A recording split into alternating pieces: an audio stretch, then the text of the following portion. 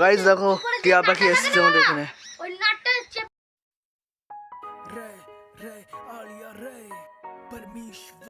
Guys এখন চাল কাটছি আর এই দেখো লাইট এইটা এডিটিং করেছি, কিরম লাগছে গাইস কমেন্ট করে নিশ্চয়ই জানিও।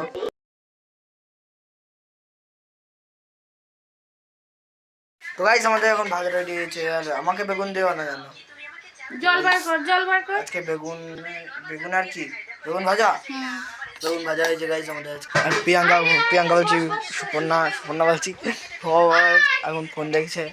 তো দিদি এখন চান করছে প্রচন্ড ঝড়ের মতন একদম।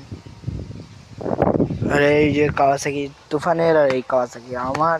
তো এখন বসবো বাইকে, রেস্টুরেন্ট তুলে নেবো, বাইক ঘোরাবো এখন। তো গাইস আমি একটা জিনিস দেখতে পেয়েছি, বেল পড়েছে, তাই তো উড়ে যাবো। এই দেখো গাইস বেল তুলে নিয়েছি, এবার দৌড়তে হবে।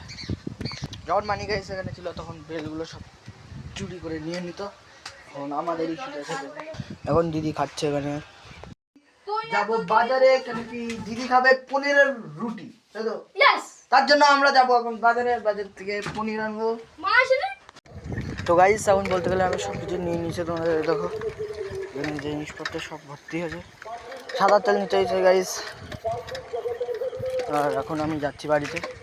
বেশি ঝড় হচ্ছে আমি তোমাদেরকে দেখাচ্ছি। আর রুটি আজকের হবে না, কালকের হবে, কেন কি দিদির পা যন্ত্রণা করছে গাইস, তার জন্য কালকের হবে আমাদের। দেখো গাইস আবার শুনে বুঝতে পারছো কিন্তু, আর বাইরে দেখো কি অন্ধকার।